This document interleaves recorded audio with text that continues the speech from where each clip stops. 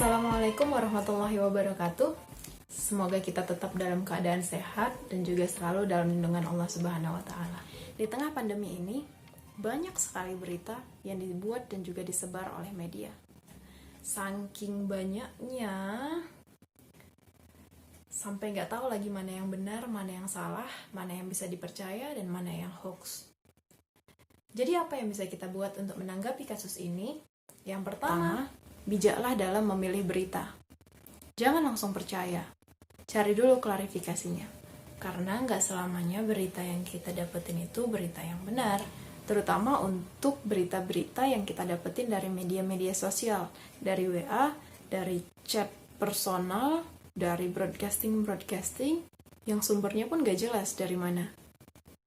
Biasanya, berita-berita yang panas, yang lagi booming, yang lagi trending, dan juga menuai kontroversi, klarifikasinya akan cepat muncul yang dikupas oleh ahli-ahli atau jurnal-jurnal atau penelitian-penelitian yang terpercaya. So, yuk cari klarifikasinya, jangan malas baca. Seperti ini, klarifikasinya udah ada di sini. Tapi kalau misalnya kita malas nyari, kita nggak akan jumpain ini. Karena yang lebih heboh adalah yang ini.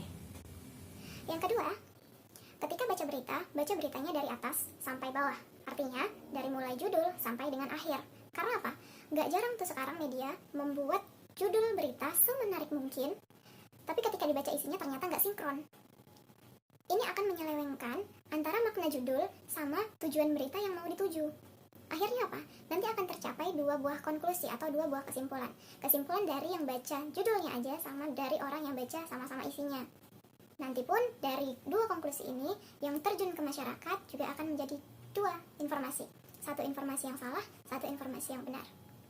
Jangan sampai informasi yang salah ini tersebar dari kita, orang-orang muda yang seharusnya teredukasi dan juga mengedukasi.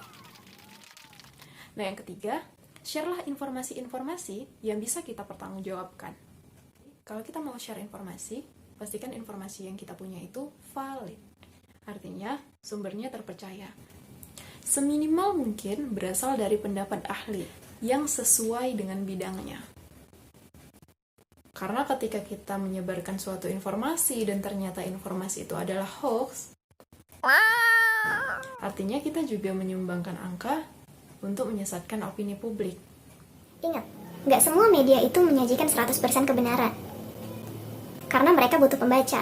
Kalau misalnya mereka nggak punya pembaca, maka berita mereka nggak laku. Untuk itu mereka akan berupaya sebisa mungkin untuk membuat berita mereka dikemas secara menarik. Mungkin agak sedikit mencekam, atau mungkin dibuat menakutkan.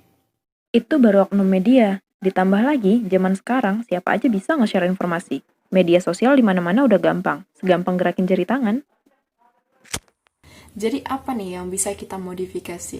Dunia ini terlalu besar dan gak semua aspek bisa kita intervensi. Jadi ketika kita dapat berita, saring berita itu benar-benar. Kita harus punya filter sendiri. Misalnya jangan telan mentah-mentah. Karena kan kita nggak tahu tuh itu isinya fakta atau hanya kebohongan-kebohongan belaka. Jadi mulailah dari diri kita sendiri untuk memfilter informasi-informasi yang bisa kita percaya. Yang mana yang mau kita percaya, mana yang enggak, mana yang benar, mana yang salah. Itu kita harus punya filternya sendiri. Ini pesan terutama untuk kita anak muda yang sekali lagi aku bilang kita seharusnya teredukasi dan juga mengedukasi.